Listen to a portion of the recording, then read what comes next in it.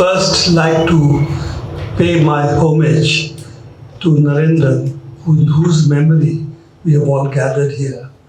From what I learnt and what I know, he was a fearless journalist who fought against those who wanted truth to be hidden and did not want, therefore, what is actually happening to come to the public, to come to public knowledge. And therefore, speaking truth to power, which is the key function of a journalist or journalism in a democracy, or for that matters, even in an autocracy. I think he showed all of us the way, and therefore we need to remember whenever we do our work, we have to keep that in mind. I was given originally the topic of how should we look at essentially what is loosely called social media, which I don't want to frame it in that way. I would not like to print it, I would not like to frame it as social media versus media. I really like to frame it as different technologies of reaching what we would like to say to the people. And this is, if you look at it this way, you have print media, you have electronic media, which is really television, and you have today digital media. These are the three media segments which I can think of as a technology division, because that really defines how these kinds of three media reach us in different ways, and what are the changes that have taken place in the media landscape and what has not changed. And I think both are important. Before we go into the content of media, which is what is it that we expect from media, what is supposed to be the role of media in societies, and how in each of these technological changes that have taken place, how are we able to actually see the delivery of those goals. And I'm saying the purpose of media, fact of mass media, and all these are mass media. The purpose of mass media is not to speak power to the people. What the power, the government, rich, the moneyed class, of which now the top 10 probably have as much money as the bottom in terms of wealth, not as in terms of income, probably as 50% of the people of this country. Now, this is not the purpose of the kind of media we are talking about. We are talking about media which is to inform the people of what's happening in the country. Of course, that brings up the question of what is news. Because after all, news is something we select.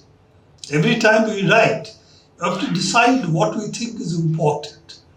And of course, different people will have different views on that. So ultimately, what stays in the long run, what people remember, are exactly the kind of thing, for instance, Narendran did. That you are exposing things, it changes society. It makes an impact on society. And it makes us, therefore, change the correlation of power in society. Now, that is journalism in the true sense of the word. Irrespective whether it is digital media, or it's print media, or it's electronic media. So the question really is for us to think about that how in the modern world, how does this happen? And what are the drivers of media itself? Now, of course, media takes place in the context of, as you've talked about, context of economic power. Economic power, of course, is, if you take, for instance, the Indian economy, from the British Raj to what we have now, then as those economists who look at this data have said, we have got from basically British Raj, we have company Raj, we have now got to billionaire Raj. That means, and these are not Indians alone, these are basically people who have looked at simply distribution of income and distribution of wealth and said, how has it changed over a period of time? And yes, after we kicked out the British, it did show that the distribution of wealth in the country changed. When we became independent, I was born at that time, the Indian life expectancy was 31 years. 31 years means large number of children died. It's an average figure. So people, once you survive a certain age, then you can really live a fairly to an advanced age. The maximum death takes place or used to take place between 0 to 5 years. That's when little kids died. And we were able to address that. All the vaccination programs, the mother's health, all the things that we did. However weak it might have been in different areas, not as much as we would like it to be, but it made a huge difference. That child mortality, infant mortality reduced. But malnutrition is still there. We are on the malnutrition list, we are low down. We are what is called, we are on par with sub-Saharan Africa, okay, which is thought to be the areas where there are wars, so there's a mass scale starvation and wasting of children over there. So that is a part of what we have seemed to have not addressed the problem. And in spite of the country, what was it, the economic terms on per capita, what is called the PPP terms, you can have wealth per cap, if you decide in purchasing power parity, how much you can, $1 buys in India and in the US, you can index that, then you get in size of the economy in purchasing power parity terms. One probably $5 in US buys one egg. India $1 probably buys maybe 3 eggs. Okay, so the purchasing power parity, if you take, Indian economy is the third largest in the world. If you take dollar economy, is the fifth largest in the world. But the point is not that. The point is who has got this wealth? Okay, there is money. Who has got this wealth? And that's where the distribution of income we are talking about comes in, that we are seeing India is now 158th in the 59th in the Press Freedom Index, but India's index of child health, child mortality, wasting is also very low. So this is the problem that we have in the background, which we are talking about. What does a journalist do? And particularly what the organizers asked me to do is to talk about social media, which is what I'm calling as digital media. So I have to go back to essentially what is the change that technology brings to us. If you take mass media itself, because I'm the Press Institute, so we basically press was the foundation of mass media. So when you talk of mass media, newspapers and mass media are relatively new phenomena. They didn't exist earlier. There was no way of communicating what was happening to the people. And the printing press is the one which creates literacy first, because before that there was no literacy. Okay, few people could read and write, but that's about it. The printing press brings or creates literacy in the world. India much later, but in the world, it creates literacy, and that then creates the possibility of newspaper like organizations coming up and books coming up. Take some time. Printing press, 15th, 16th century, but newspapers is really 19th century. You can talk about printing press, newspapers coming in, and newspapers when it came in, what is called the penny press in the US, for example, was basically somebody got the bright idea to take advertisements and then sell the paper at below cost because he was going to fund it from advertisers. And then, because the number went up, he got more advertisements. So his business model was the first, which, if you remember, Times of India followed that in the end of 20th century, when they were selling paper at below cost price. We could get more money by selling it to the Radiwala than it cost us to pay the paper, cost us to pay for the paper. So that was the same model.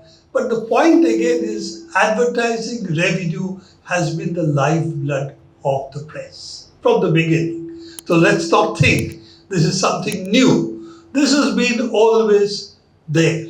So what does that mean? And I'm going to quote Mr. Jain.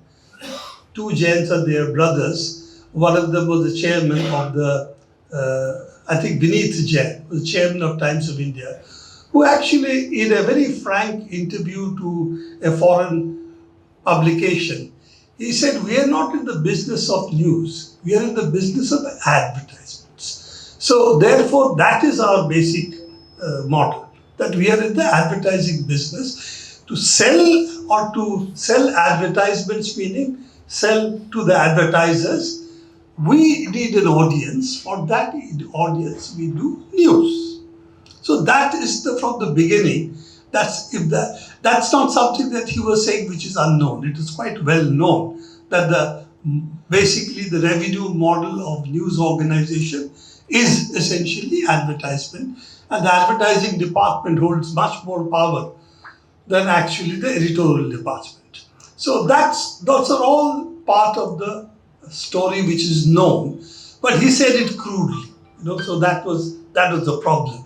Saying it sophisticatedly as the English specialize in, then it would be okay. But if you say this crudely, as a good Banya businessman from Rajasthan, then you sort of get caught out. Okay, so that was the basic business model which Times of India openly said, and that is the basic business model of newspapers, of television as well. So let's not think that we are talking about content.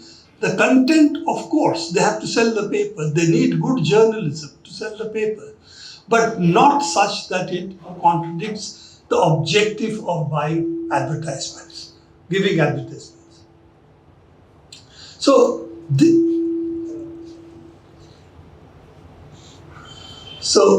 if we go on that line, then we will understand that the purpose of media is really to make money for its owners. In simple terms, this is what they have to do. For that, you need stars meaning reporters. You need star reporters who can sell through news, who can sell the paper. And of course, then you have to also take into account what the owners of advertising, those who give advertisements, what they want. And again, I'm coming to Times of India, is a very good example that they said that, we don't want to talk about poverty and depress buyers. People who buy, if they get depressed, they won't go and buy stuff.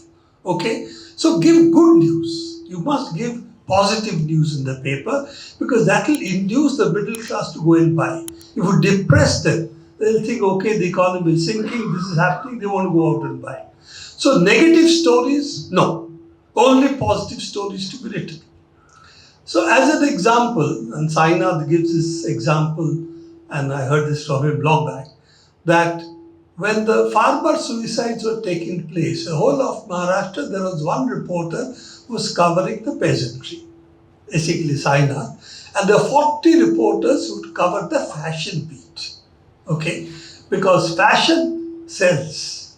So this is the logic of all this.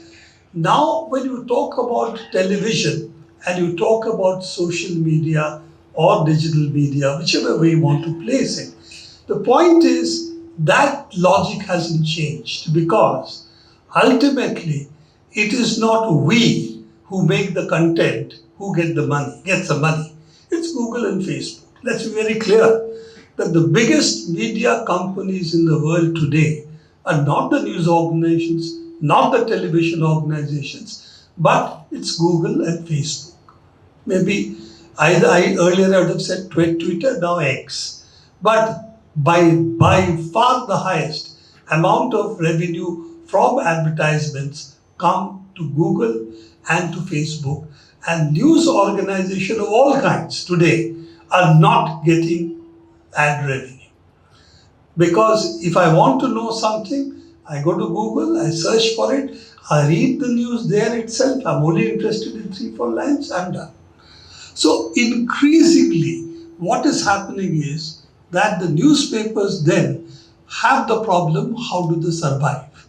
Now, I'm not going to give solutions here, that's not my task. My task was digital media, so I'll have to come back to that. So I'm going to talk about, let's look at the media economics as far as social media or digital media is concerned.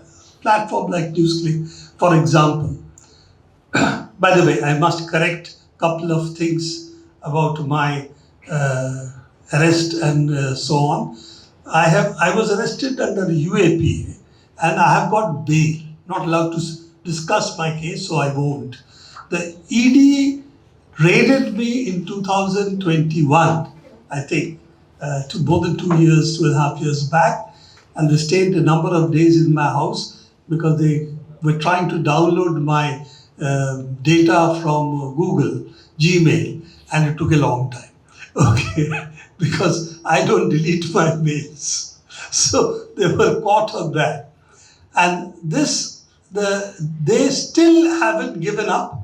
I have some protection from the court on that as well. I cannot be arrested by ED, but they can always arrest me filing another charge sheet, another ECIR. So we have to take for granted that if the government of the day wants to put you in jail, they can. And then it's a long battle. Okay, I was lucky. I was out in 7.5 months. People who have been there 4 years, 3 years. Hani Babu, for instance, his case was no, not Hani Babu, the other one, Sai Baba. His case he was declared innocent after 10 years. And that's the nature of PMLA and UAPA, that bail is not the normal, is exception, jail is the rule. So that is in nutshell, that is the principle on which these two laws operate. And then, of course, you have to fight it. And if you're lucky, you may get out earlier. And it doesn't mean that you can't be put in again. So I take for granted the power of the state to punish people. If they don't like you, they can put you in. And that happened during emergency long back. And it's happening in different ways even today. The fact that most of these cases do not lead to proof being offered in court which leads to conviction is another matter. But that's not my topic today, so I'm not getting into that. So the question is, we have to accept the fact that if the government wants to control the media, then they can assert certain kind of control. So what is the 3 kinds of control they can all do? One is simply the danda, the penal provisions that they can exercise, FIRs, UAPA, PMLA, the various other laws as well. So those laws, earlier there was sedition, now sedition is not there, but it's been wrapped into UAPA or something else. So effectively the provision still stays in a different garb. So all of this means the state can use directly the coercive instrument of the state of power. The second is, of course, money. As you know, the regional papers are much more dependent on government ads. So if the government ads are stopped, then the economy of the paper becomes relatively, takes a big hit. So that is there. The third, of course, is coercing the media owners to say that you shall not do the following things. You will not give space to the opposition parties. You will not carry critical news. And whatever we say, you have to foreground it. If you have a debate, you must have at least three people from BJP over there. One will be BJP, one will be independent, one will be ABVP, and so on. One will be RSS. So you can have different hats, but 2 to 3 people must be on one side. So all of this, of course, dutifully, lot of the media owners will do. Some will not, and then of course they face the music. NDTV is an example of that, who tried to do journalism, and therefore finally they had to give up. So all these things are the instruments that exist. What happens if now digital platforms come up? Because digital platforms do not, or in that sense, they are not ones who are need a license from the government. You see, if you go into, for example, a television media, television needs license. So that license is something which the government can decide whether to give or not give. And even if it gives a license, if they don't like you, then there are technical instruments with which you can disturb the feed that goes up the satellite, and therefore you can actually hamper what the channel is doing. I will not go into details of this, but those who know when some specific expose of Mr. Modi was done, the ABP's team, the broadcast was disturbed, and finally the 2 reporters who did it both had to leave ABP. So this is the way that can also be done. Okay, not a very clean way of doing it, but it can be done to pressurize the owners of big channels to toe the line. And what happens to digital media is the key issue, because digital media, unfortunately for them, for not only in India but elsewhere, digital media is difficult to control because the connection to the internet is not centralized. In China it is. They have to go through the Great Firewall of China, as it is called.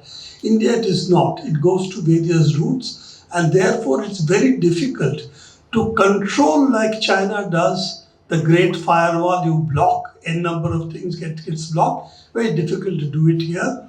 And therefore, what they wanted to do is to operate through Google and Facebook.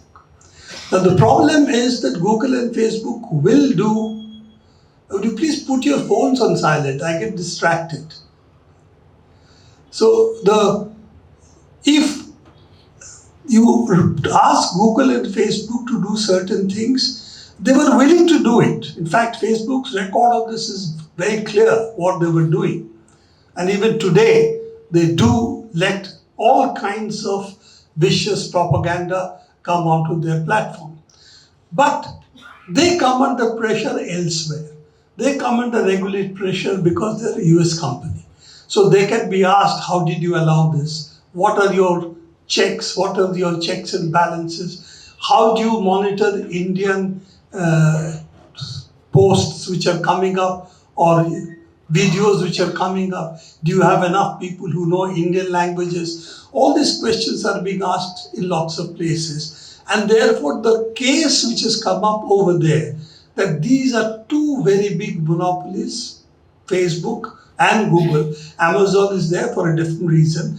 They need to be regulated, and there are regulatory pressures building up in the United States. They need too big, and therefore under anti-monopoly laws which still exist in the United States, they should be broken up. This is the pressure that is coming up. So therefore, they are unwilling to play the ball that the government wants. Basically, fine-tuned, selective throttling of main voices which have now become popular. And all of us know when it comes to digital platforms, this election was fought really at two levels. One is what came in the what is called the mainstream media, which is television, newspapers, the meetings that were held, what speakers, opposition speakers campaigned, some of it was carried, not that entire part of it was carried, but some of it was carried. To Mr. Modi was covered much more. The BJP they got 50, 60, 70% of the coverage, others did get 30%, which was a bit of a change from earlier times. Why was that so? Because for the first time, the major voices that people were listening to were not the mainstream media. They were really looking at digital platforms. They were looking at not just Dhruvrati or Abhisar or my good friend from NDTV, Ravish, all of them. See, this is what happens when you get old. Such short-term memory goes. So all these names which you are familiar with, of course people listen to them. But along with that, huge number of videos made by people whom we don't know who they are, funny, music, creativity of the people at a very high level. All of that percolated the media. Let's be very clear. Percolated the social media, digital media. Let's be very clear. It was not consciously led by opposition parties. It was led by the people who were fed up with what was happening, and they decided their voice must be heard. And here I must say that it showed to us, which I have been arguing for quite some time, that they might have money power, they might have the danda, they have the state with them. What they don't have is creativity. What they lack is empathy. Empathy with people, humanity. Knowing what is the cause of sorrow in people, to be able to empathize with that, to be able to tell them that we are with you. Okay? And what they lack most of all is a sense of humor. Okay?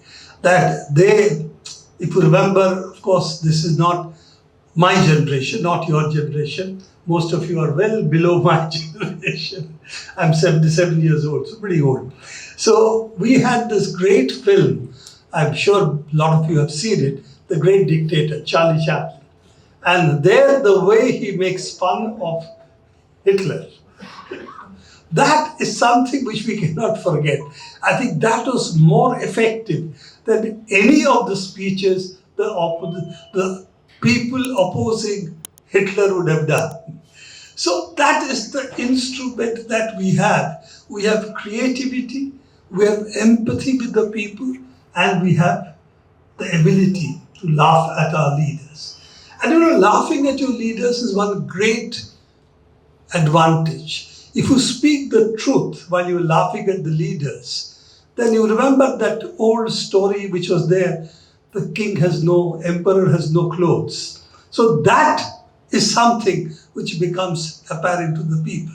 And I think in this election, we had a critical mass in which this became the major form of public resistance. Yes, the opposition parties had to do their job. They had to organize. They had to reach the people. They had to put up candidates. They had to get the voters. All that they had to do. But the campaigning, a large part of the campaigning came this time from digital platforms. So what is the risk now we have? The risk is that, as you know, there is a broadcasting bill which is now in the offing that will amend the original broadcasting bill, I think in 1990s or something. It will amend that for now bringing under its orbit the digital media as well. So individuals who earlier did not need to be regulated, if they exceed a certain number, they could be regulated by the government. So they might say, if you are above a certain number, then anything you publish on social media, you have to get prior clearance. Or whether you can do these things or not, we will give you clearance. So how they will do it, I really have no idea, because social media is not easy to control. It's a huge number of people on it. Whom will you control? How will you control? When you can't even run your government, when you can't run an examination, when you can't provide the services you are supposed to do, when your bridges after building collapse, okay, all of this is happening. You are now trying to micromanage something which doesn't need management. So this, of course, there are laws. If somebody violates the law of the land, and there are various laws, including laws regarding privacy, laws regarding libel, there are various laws there. But to produce a new set of regulatory structures for digital platform, which actually has not succeeded anywhere, I think is an act of stupidity. Let me put it very bluntly. I think an act of stupidity because to control the huge number of people today on digital platforms is like King Canute tried to ask the ocean to go back. The ocean had to listen to him. So we are in that kind of mode where there is a belief that we can do this if we try hard enough. My submission is that, of course, it needs to be fought. It needs to be fought by all media people. This is not a matter of social media alone. It ultimately means all of us. So we have to fight this. How we'll fight this, we can only do once we know what is the bill. The bill, the first version was criticized. That was open. It was criticized. The current version, there are only a few numbered copies which have been given. They have been given to only large, I will call trade organizations, so they call themselves media organizations. They have not been shared with, for instance, DigiPub, which is the platform for digital organizations. They have not been given a copy. They have not been included in the discussions. I don't think any of the journalist organizations have a copy of it. Selected people have been given copies, and they're numbered copies. So if anybody leaks it out, they will know what the source is. So this is where it is at the moment, that we seem to be entering an age where this government is going to try and control digital platforms, believing that is the one which led to damage in their elections, and that is the one which is for them a point of resistance. That this is the kind of resistance which is distributed, bringing different kinds of people, and that needs to be stopped. I'll end, because you've called me as founder, NewsClick, and so on, so I'll end a little bit of why did I start NewsClick. See, when I started NewsClick, I believed that digital platforms would come in. At that time, 2009, people thought Facebook and YouTube was enough. Most of the activists, socially conscious people, they thought that is enough, that we will do things on Facebook, we'll do things on YouTube, and that is enough for us to intervene. We don't need to do anything else. And I was saying, no, that's not true. You need to have an organized presence in this, because the other side is also going to use this. And you know that the BJP had a huge lead over all other political parties when it comes to use of digital platforms. They did it very effectively. And this time that it didn't work, not because the opposition got savvy, but because the people resisted. So I was saying that we need to create pro-people platforms. It doesn't require too much cost, which can be done cheaply using essentially prosumer cameras. You don't need high-end machines for this. You can use high-end. In fact, we used to use gaming laptops, which are relatively cheaper, but in computational terms, very powerful for doing graphic work. So I said we could actually don't have to get 4 lakh, 5 lakh machines. These are the things which will work for you. So this, people thought that I was just my personal fad.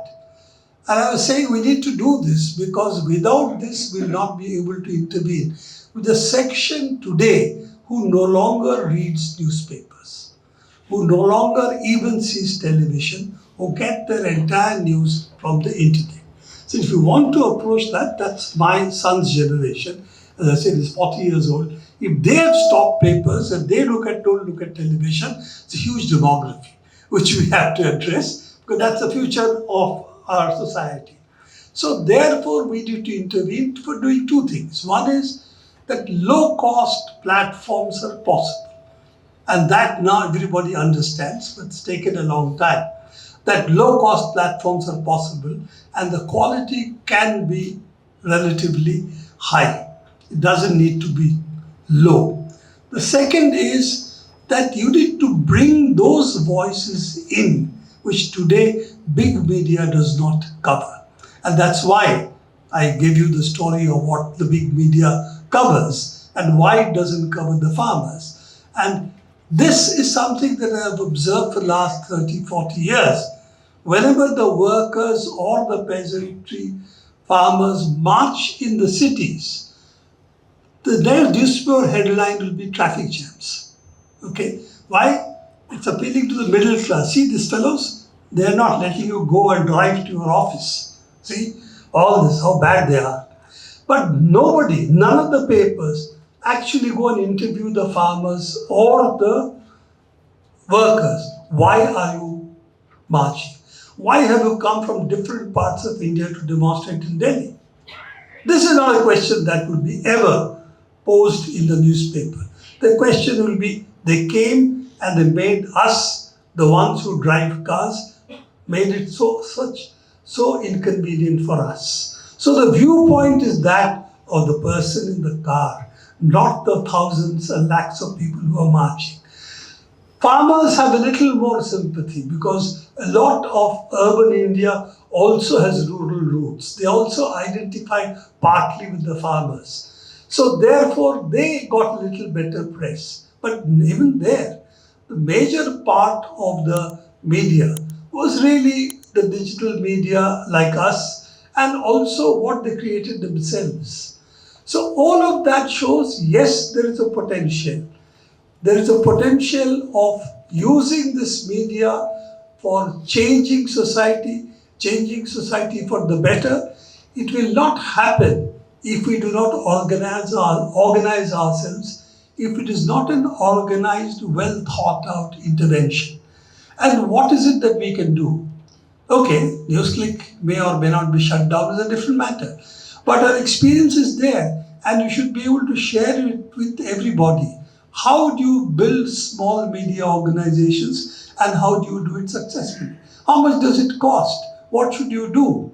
Then to build, not only build them, but also make possible tools which are there, which people may not know about. So cheap tools which do the job as much as any high-end tools you buy in the market.